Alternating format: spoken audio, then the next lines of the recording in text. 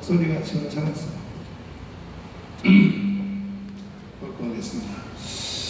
존경하는 국민 여러분, 그리고 해외 동포 여러분, 지금 대한민국은 풍전등화를 지나서 사람으로 말하면 마지막 임종 직전에 있는 마지막 숨을 거두는 그런 상태에 대한민국이 빠졌습니다. 저는 목사로서 일생 목회하면서 많은 분들의 임종 예배를 제가 해봤습니다. 임종 예배 하면 찬송하고 기도하고 천국을 보내드리기 위해서 말씀을 드리면 제일 마지막에 숨을 한번 몰아세고 그리고 세상을 떠나더라고요. 지금 대한민국이 딱 이 지점에 와 있는 사실을 국민도 모르고 시민단체도 모르고 대한민국을 지도해야 될 정치인도 모르고, 저는 기도하는 선지자이기 때문에 현재 대한민국 상태를 정확히 볼 수밖에 없습니다. 저는 오늘 국민 여러분들에게 두 가지의 주제로 말씀을 드리겠습니다. 첫째는 제가 당 대표가 아니라 한기총 증경대표회장으로서 한국교회를 전체를 대표하는 말씀을 먼저 드리고 그 후에 정당에 대한 말씀을 나눠서 드리도록 하겠습니다. 첫 번째로 한국교회를 대표하는 이런 입장에서 말씀을 드리면, 더 이상 정부와 문재인은 코로나의 정치 사기극을 즉각 중단하시기를 바랍니다. 그동안에 저희들이 참고 또 참고 계속 참아왔으나, 그동안에 코로나를 통하여 저들이 하려고 했던 원래의 대한민국을 해체하고 북한에다 갖다 바치려고 하는 그 행위를 한 것을 잠깐 되짚어 보면은, 처음 코로나가 발생했을 때 아니 대만은 같은 나라요 같은 민족이요 같은 언어를 쓰는 중국의 관광객을 즉시 차단했습니다. 대만은. 그런데 오히려 문재인은 초창기 코로나가 발생했을 때 언론 검색하면 지금 다 나오듯이 뭐라고 말했습니까? 중국의 그것도 일반 관광객도 아니고 우한에 있는 우한 그 관광객들을 청와대로 초청한다, 이렇게 공개적인 초청을 했습니다. 문재인이가. 왜 그랬을까요? 4.15 총선 때문에 한 겁니다. 4.15 총선 때문에. 그래서 목적 달성했습니다. 4.15 총선을 누가 정상적인 총선이라고 누가 말하겠습니까? 이거는 완전히요 부정선거를 넘어서 사기선거입니다. 사기선거. 코로나를 통해서 1차 사기극을 완성했고, 두 번째는 작년 8월 15일 날 우리가 광화문에서 이 나라를 살리기 위하여 문재인의 국가 해체, 북한 편입, 이걸 저지하기 위해서 범국민대회를 했는데, 잘 아시다시피 그때에 정부에서는 어떤 조치를 취했습니까? 광화문 집회 못 오게 하려고 임시 공휴일을 정했잖아요. 그리고 놀러 가라고 완전 해제도 하고, 그때 부산의 해운대 해수욕장에 모인 사람이 몇 명입니까? 60만 명입니다. 60만 명. 600만 명. 제주도 말할 것 없습니다. 동해안, 강릉 말할 것 없습니다. 그리고 그 놀러 가는 사람들에게 쿠폰을 통하여 돈을 지원했습니다. 돈을. 이렇게 해놓고도 나중에 코로나를 빙자하여 광화문이 코로나를 확대했다, 이 사기극을 펼쳤습니다. 그리고 저를 재구속시켰습니다. 그러나 이제 와서는 정경 그 질병관리청장 또 시인을 하고 공식적으로 발표했듯이 또 국민의힘 정당에 그 모 의원이 조사를 발표했듯이 작년 8월 15일 날 광화문 사건으로 인해서는 코로나가 확대된 적이 없다 하는 것이 공식선언입니다. 공식선언.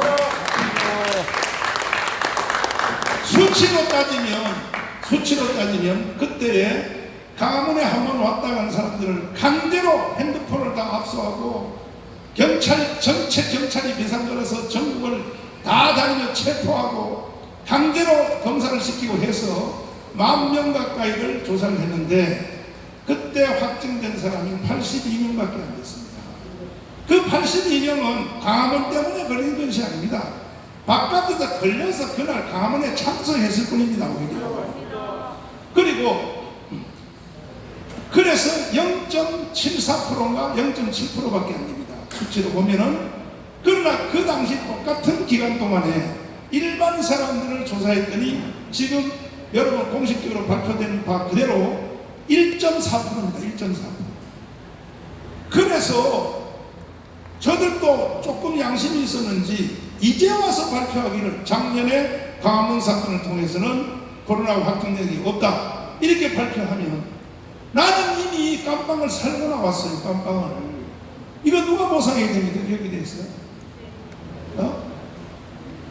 그러다가 이제 다시 저들이 대통령 후보 지지율이 떨어지고 뭐 저쪽에 다 합해봤자 뭐 윤석열 하나도 못 이기고 홍준표 뭐 최재형 이거 합치면 절반도 안 되니까 이제 다시 코로나를 가지고 극단적인 사기를 치려고 시도하는 것이 이번의 사태인 것입니다. 아시다시피 이제 앞으로 이 변호인단들이 자세한 통계를 설명하겠습니다만은 저는 큰 전체의 흐름을 말씀드릴 뿐입니다. 보세요. 지금 평소에 보통 확진 그 검사하는 율이 5만 명 아닙니까? 평소에 지금 얼마 합니까? 10만 명으로 배로 늘려서 하지 않습니까? 18만 8만. 그러니까 여러분 숫자가 1,000명이 나올 수밖에 없죠. 그러면 제가 드리는 말씀을 국민 여러분들이 절대로 오해하지 마시고 이성이 있는 사람, 진성이 아니라면 내 말귀를 알아들어야 됩니다. 보세요. 서울역에서 평소에 임시진료소에서 지나가는 사람 무작정 늘 무료로 진료해 줬습니다. 최소한 하루에 100명 이상이 나옵니다. 하루에 100명 이상. 아니 이거는 코로나 걸린 사람이 아니고 그냥 지나가는 사람들이 검사 받는데 하루에 100명 이상이 나오는 거 맞죠? 국민 여러분 맞죠? 그러면 그 하루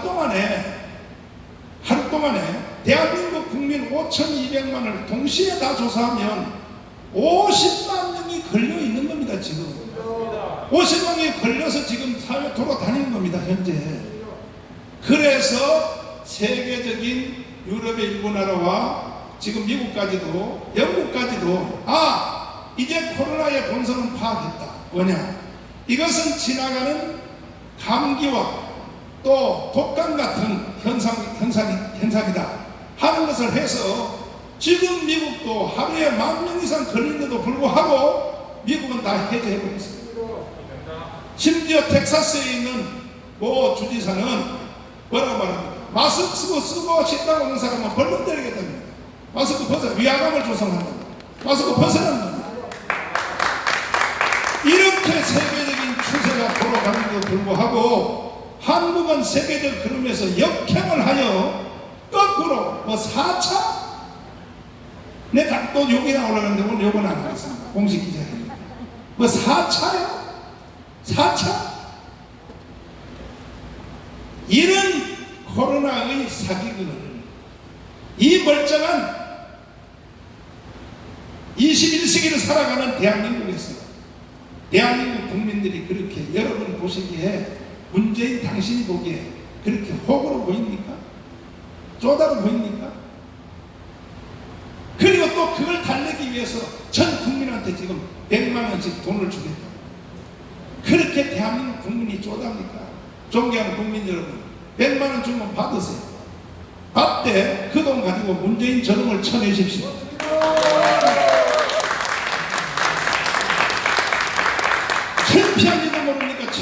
사람들도 아니 왜 백신을 세상에 아프리카 국가는 또 백신을 다 확보해서 주사를 놨는데 우리나라는 순서별로 보니까 103이요 103이 백신 구입한 백신을 갖다 주사 맞는 것이 우리나라는 세계 경제 10인데 백신을 맞는 이유는 세계 103이에요 103이 창피해서 살 수가 없어요 창피해서 살 수가 없어요 그거에 대해서 사과도 하지 않고 오히려 무슨 4차를 또 어서 위기감을 조장해서 국민들로 하여금 발발 떨게 만들고 또 오늘 들리는 말에 의하면 사실이 아니기를 바라지만 뭐 5차를 말통면 5차를 가야 된다 5차면요 대한민국 전 국민 한 사람도 집에서 나오지도 못해요 전 국민을 가정에서 깜빵살이 시키겠다는 거죠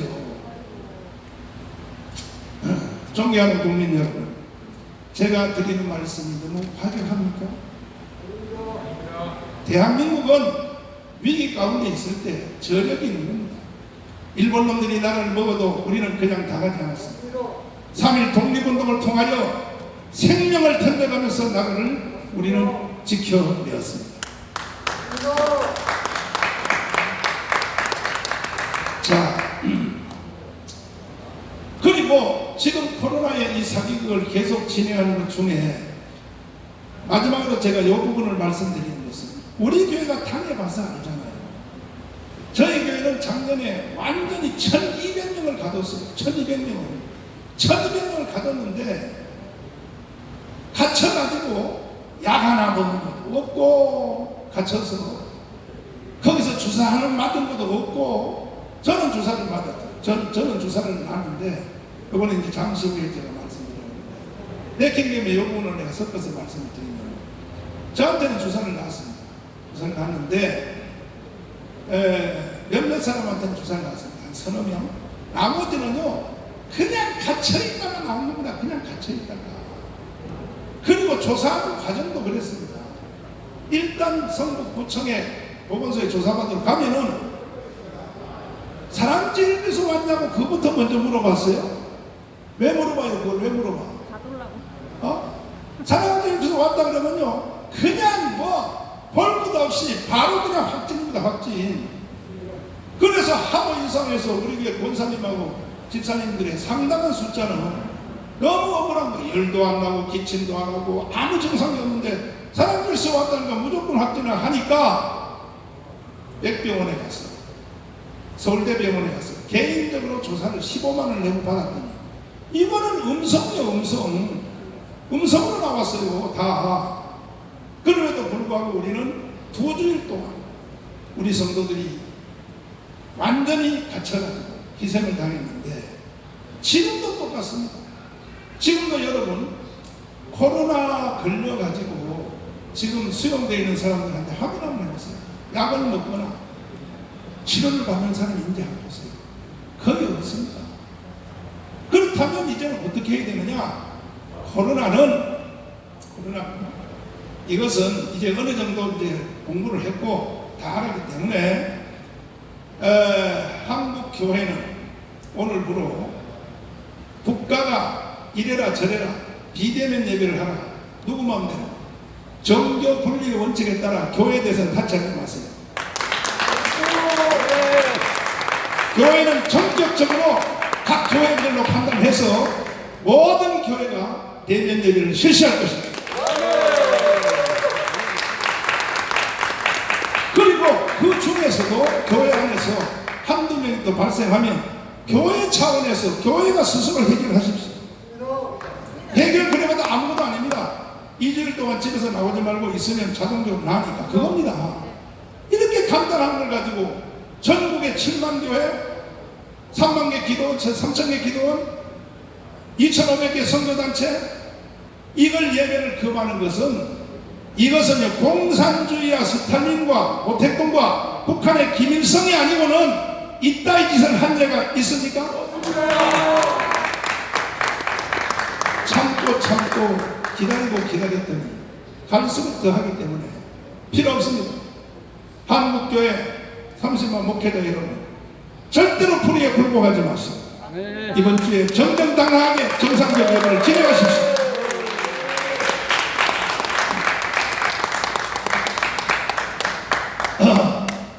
다시 여기에 대해서 추가로 말씀드리면 교회는 스스로 방역할 능력이 있어요. 저희 교회만 해도 그렇습니다. 기자 여러분들이 잠시 들어올 때 개인 키트 코에다가 넣어서 조사를 하셨죠. 우리 교회는요, 한 주일에 몇만 개씩 사다 놓고 들어오는 사람마다 매주일마다 1:1 개인 검사 다 해서 예배드립니다.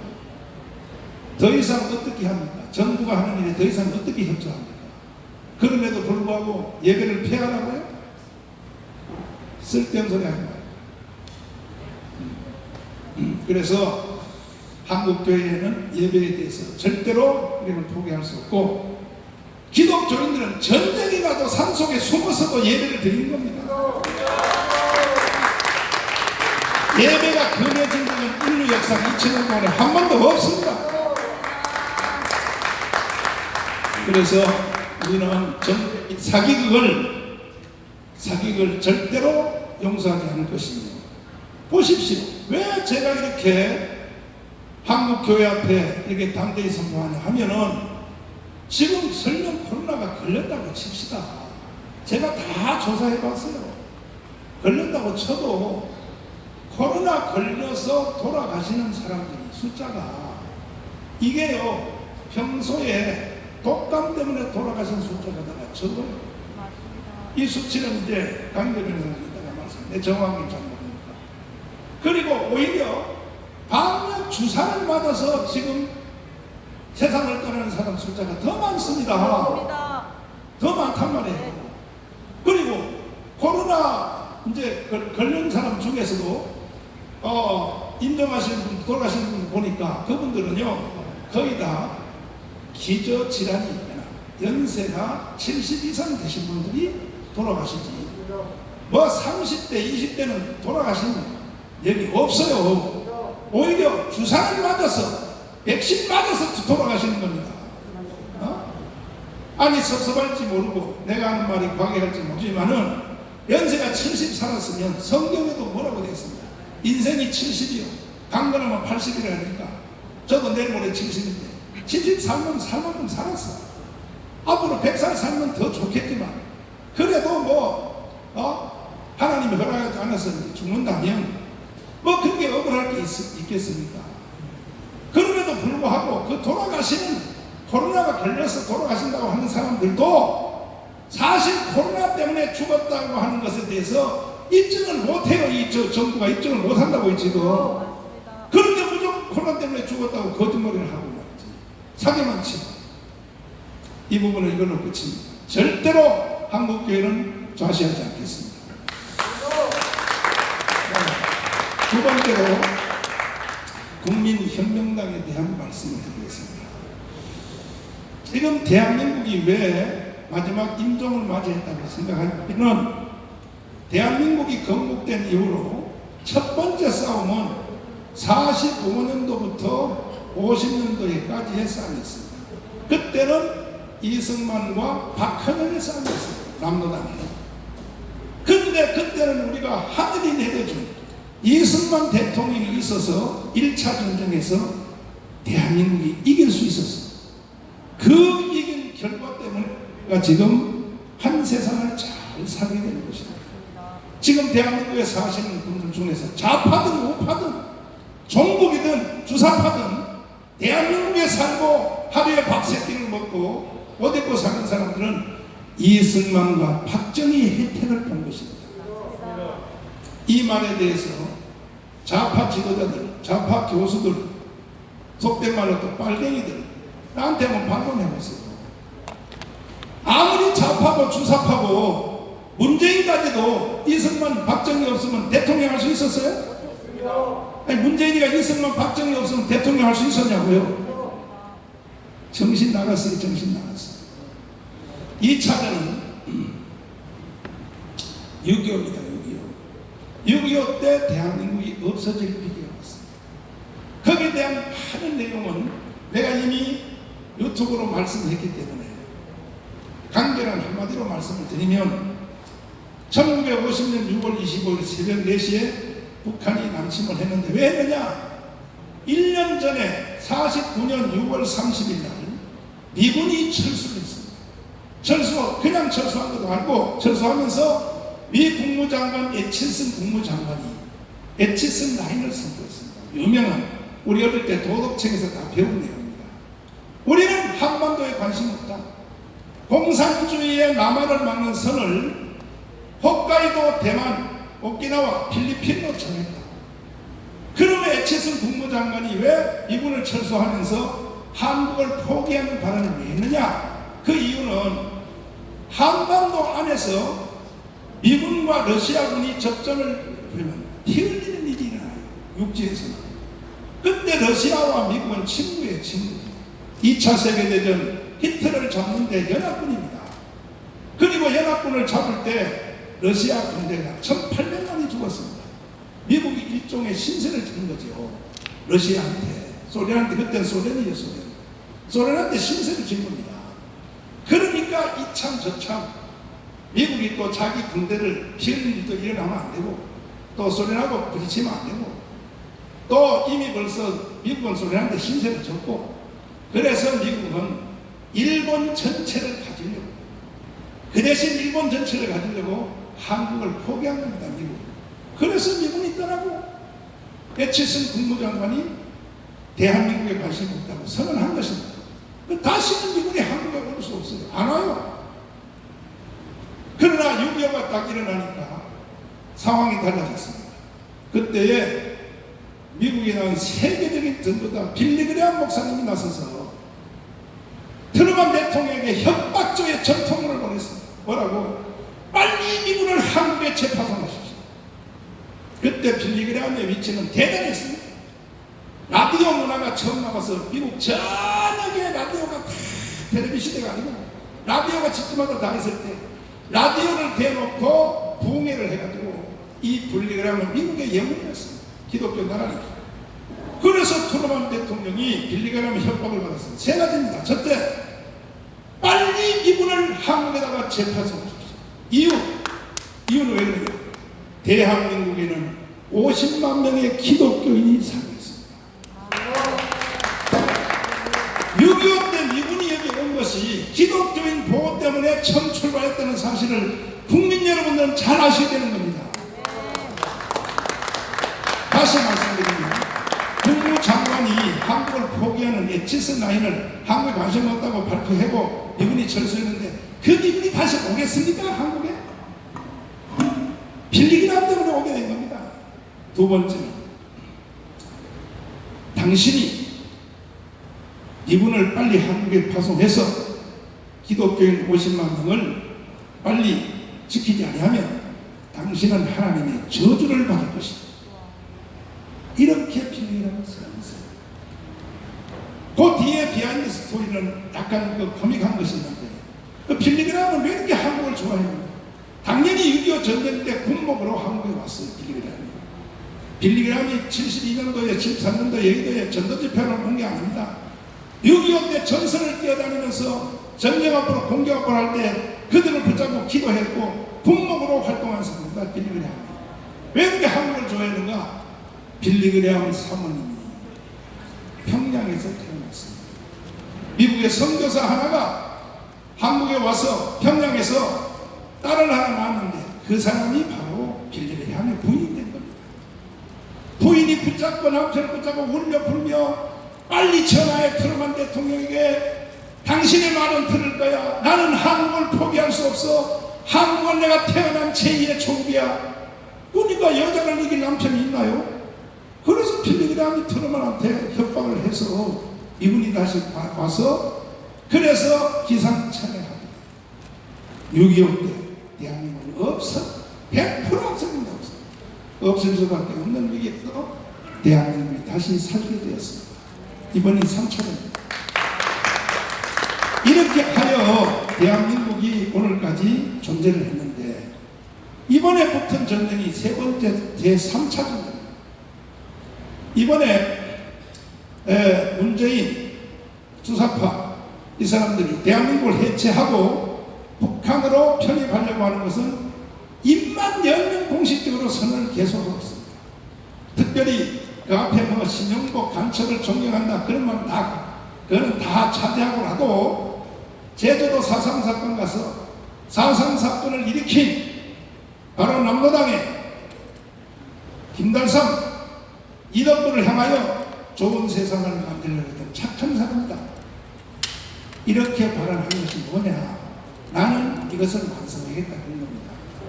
대한민국을 드디어 북한과 같은 공산주의로 완성하겠다.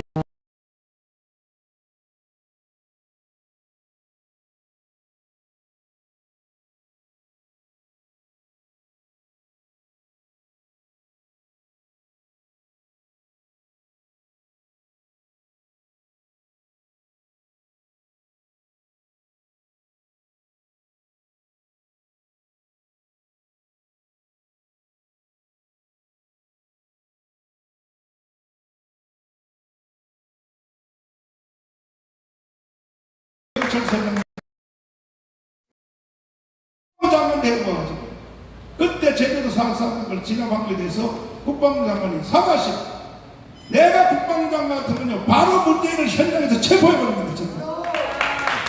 이런 이적죄와 여적죄가 더 이상 큰 여적죄가 어디 있습니까?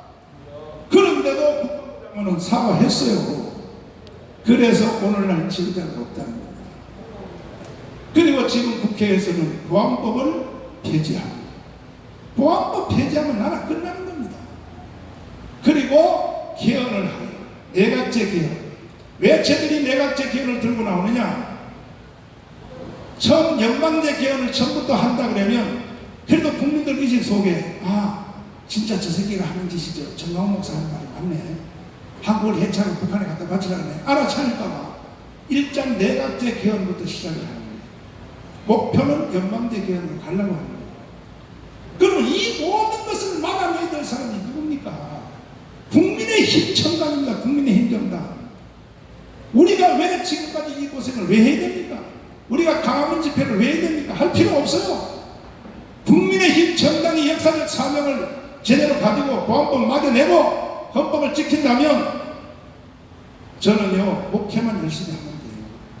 그러나 어떻습니까? 존경하는 국민 여러분, 이 방송을 보신 모든 국민들 대답 한번 해보세요. 저 여의도에는 국민의힘 정당이 대한민국 보안법과 개헌과 이 모든 걸 지킬 힘이 있습니까? 힘은 고사하고 철학이 없어요. 철학. 이준석, 난 처음부터 이준석 보고 그랬습니다. 이거 대가리 피도 안 맞는 게 벌써 들어온 날 공부 좀 더 해가지고 해야지. 내 이방 했다가 내 욕 바가지 먹었는데 보세요. 한 달도 안 돼가지고 어제 사고 치는 거 보세요. 어제 사고 치는 거 보세요. 전 국민에게 100만 원씩 다 줘야 된다고 하고 송영일한테 미혹당해가지고 거기 가서 그 사인하고 나오는 거 보세요. 그러니까 당에서 발칵 뒤집으니까 지금 와서 또 90분 만에 취소. 이게 바로 이준석입니다. 이준석 머릿속에는 국가 철학도 없고 대한민국 헌법 철학도 없고 그 사람은 전공 자체가 IT를 전공했기 때문에 하버드에서 하버드 나온다고 좋은 게 아니에요. 어떤 것을 공부했으며 어떤 철학을 했으며 그것이 더 중요하고 그 다음에 최소한 당 대표가 되려면 현지 실전에서 국회의원을 한두 번 해보든지 장관 해보든지 실전의 경험이 있어야지. TV에 논평을 하다가 그런 것 같으면 엔터테인먼트 사장하는 게 낫죠. 이준석은 지금 움직이는 말하는 것 자체를 보면요 그쪽으로만 초기 발전돼가지고 엔터테인먼트 사장, 정치 엔터테인먼트 사장 노릇을 하고 있는 거예요. 이래서 희망이 없다는 겁니다. 대한민국은 지금. 그래서 저는요 보다 못해서 저는 목회도 하고 부흥회도 하고 애국 포럼도 하고 강화문 집회도 선도해보고 모든 내 인생을 걸고 대한민국을 위해서 살아왔지만 결국은 마지막 결국은 문재인 의도대로 가는 것이고 대한민국 해체, 북한 편입, 이승만 대통령이 만들어 놓은 자유해양동맹을 분리해서 문재인이가 하는 북한과 연합하여 중국, 북한, 러시아와 가는 공산대륙동맹이 완성되게 생겼으니 저로서는 더 이상 용서할 수가 없어서 이 모든 것들을 다 저지하고 막아내기 위해서 국민혁명당을 선포한 것입니다.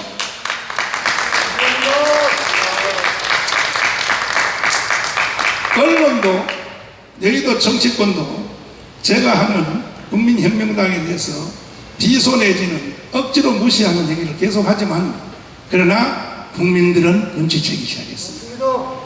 두고 보세요. 대한민국은 국민혁명당이 지켜낼 것입니다. 그래서 우리는 8월 15일까지 국민혁명당의 유료당원, 천원씩 낸 당원을 1000만 명을 조직해서 문재인 저 사람을 반드시 끌어내고, 자기도 대통령 2명을 깜빡이도 넣었으니 당신도 내려와. 이제 당신은 대통령 임기 마지막 할 수가 없어. 당신은 양심적으로 해서는 안 됐지. 그래서 반드시 역사 앞에 이것을 집행하여 문재인을 끌어내고 우리는 다 주사파를 척결하고, 제가 여러분들에게 공약한 전강훈의 12대 희망 공약, 12대 정책을 완전히 완성해요 제2의 건국을 열어가도록 하겠습니다. 그러면 마지막으로 여러분들에게 한번 질문식으로 말씀을 드려보겠습니다. 그러면 자, 전강훈 목사, 당신은 목사로서, 성직자로서 목회는 잘하고 뭐 그동안 또 애국운동 했으면 강화문 집회 애국운동을 하고 알지, 정당이 또 뭐야, 이렇게 생각하시는 분들에게 제가 역질문을 하겠습니다. 그러면 현재 정치 스케줄대로 내년 3월 9일 날 대통령 선거를 하게 되는데 셋 중에 하나가 되겠지요.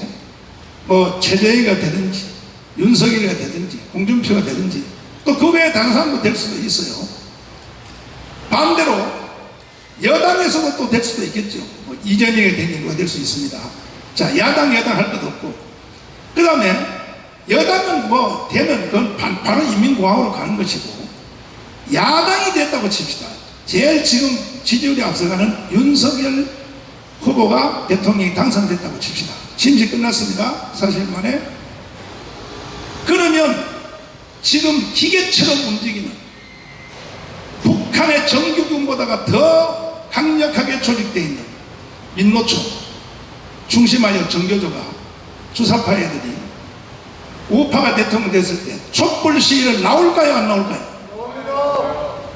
여러분들이 거기에 대해서 안 나온다고 생각하시는 분들은요, 여러분 정말 대한민국 국민으로서 여러분 양심의 가책을 느끼게 됩니다. 멀쩡한 박근혜 대통령도 끌어내버리는데, 멀쩡한 이명박도 거짓말로 광우병으로 촛불 시위를 해서 식물 대통령을 만들어버리는데, 그때 이미 이명박은요 대통령 권한을 잃어버렸어요. 왜? 삼각산 뒤에 가서 아침 이슬을 부를 때 이미 끝난 겁니다. 아침 이슬을 부를 때. 그러면 천하의 윤석열이라고 해도 대통령이 될 때 촛불 시위 100만 나와서 해버리면 그들을 막을 힘이, 여러분 대답을, 국민 여러분 대답을 해주세요. 막을 힘이 있을까 없을까? 있어요? 막을 힘이 있다고 하는 사람들은요 공부하는 사람들입니다. 그 대통령 대박과 헛방이에요. 못 막아요. 이명박 박근혜도 못 지켰는데 우리가 누가 지킵니까? 그래서 저는 국민혁명당을 선포했고 반드시 국민혁명당이 지켜낼 것입니다.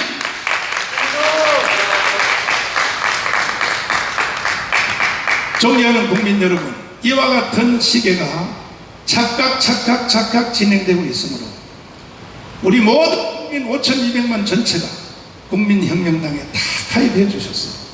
우리는 정치하려고 하는 것이 아닙니다. 대한민국을 지켜내려고 하는 것입니다.